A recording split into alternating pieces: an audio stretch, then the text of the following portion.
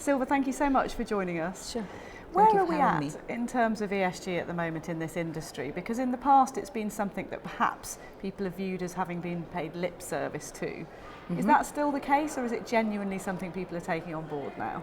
I think we've come a long way from just having it as a lip service, and there's a very diverse world out there. If I look at the GPs, private equity firms, and how they integrate ESG elements in their investment process, there are some that are really advanced, that they embraced sustainability in the broader sense as how they invest, and there are others that are still not moving further from the compliance level, let's put it like that.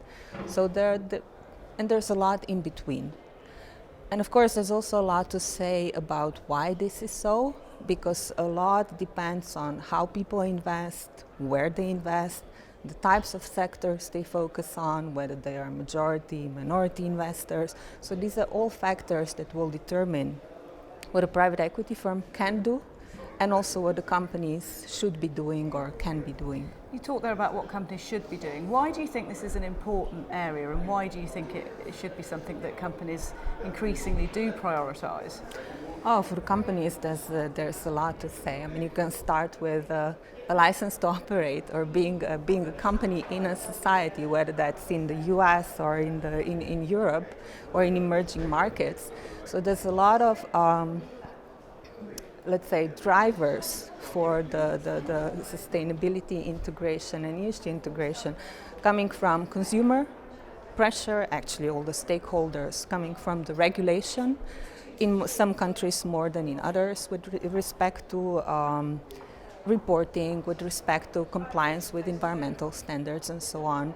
There's investor pressure. So in our case, it would be the private equity firms that want to establish certain standards or get companies up to a certain level, maybe to the best practice within the sector. So there's basically stakeholder pressure from all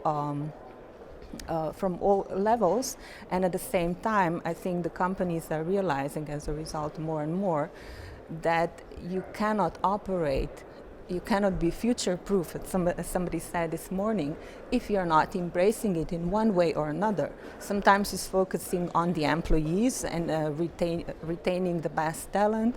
Sometimes it's focusing on environmental compliance. It really depends on the sector and the country and so on. And have you seen that stakeholder pressure sort of gradually increase over time to this point?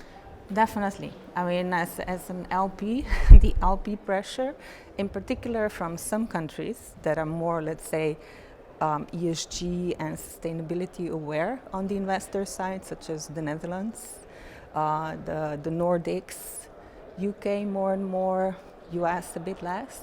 So there's definitely increased investor pressure.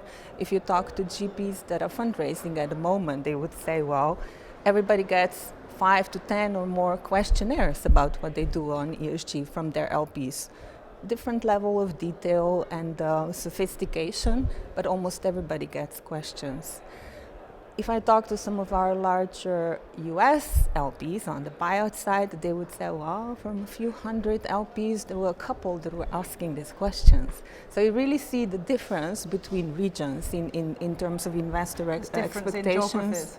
Yes, and investor requirements. But there's definitely increased pressure. And as I said, regulation is also, or sometimes recommendations or something that would turn more and more into international standards that would be adopted by the investors, such as TCFD recommendations for climate change related reporting that will affect actually the asset owners, the investors and the companies at the end. You talked about reporting there. I mean, is that something you really believe should be, much more strongly enforced, if you like? Should it be a more transparent factor, ESG, in companies?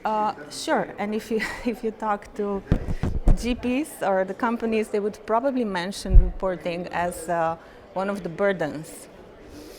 If you're sitting on the other side, you need some evidence, because people can, you were talking about lip service, people can tell you anything and you can believe them or not, depending on how well you know them. And reporting is really a way of, showing. If you have something to show, you can report on it. So it's also sort of accountability and being transparent about what you're doing and how. And as investor, we want to know what's happening in the portfolio. And in a way, that transparency could develop into sort of a badge of honor, if you like, that you become an exemplar of this. Yes, and there are different also international initiatives that sort of benchmark. If you look at the PRI, the Principles for Responsible Investment, they grade the members, the signatories, so I can see which GPs score really high, who are the laggards. And so you also have systems at the company levels. You have them actually, everybody's being benchmarked, everybody's being assessed at some level, and there's also some peer pressure, so that helps, especially when it's made public or at least made available to the investors to look at, because then you can start conversations. If you don't have any data, you have no information, you have no clue, then you cannot do that. It's impossible to start a conversation at all levels. 2 years ago, I spoke to Al Gore at this conference about Generation Investment Management, his impact fund that he co-founded, and he, as well as obviously advocating it as a way forward and a successful business, he also talked about how he believed he was attracting the best talent in terms of workforce because of what they stood for. Is that something you've seen? Yeah, that's another element or another reason or a driver why companies, private equity firms, and the LPs at the end of the day might be or should be doing something with sustainability and ESG integration. There are studies that show that it's more and more important for younger people when they choose employers. So the more you tell about what you stand for, what your purpose is as a firm, and what you do, I think the easier it is for people to assess, to compare, and that is definitely one element of transparency and why you should communicate more. So with all of that in mind, do you feel optimistic about where we are with ESG, and what do you feel that you can be optimistic about going forward? Yes, I'm an optimist. So there are many initiatives for ESG integration at companies, within the GP community, within the LP community, within the PRI, within Invest Europe. So any also industry association you look at, there are people that care about ESG and make sure that it gets integrated in everything we're doing. And I see more and more people that come to specialized events on ESG, not only people that are experts, but also managing partners, investment managers. So basically that gives hope that it really gets and lands where it should. You're not out there on your own anymore. No. It's a very friendly and open community that likes to exchange tools, knowledge. It's a good place to be. Great. Thanks so much for joining us. It's been great to talk to you, Silva. Thank you. Thank you.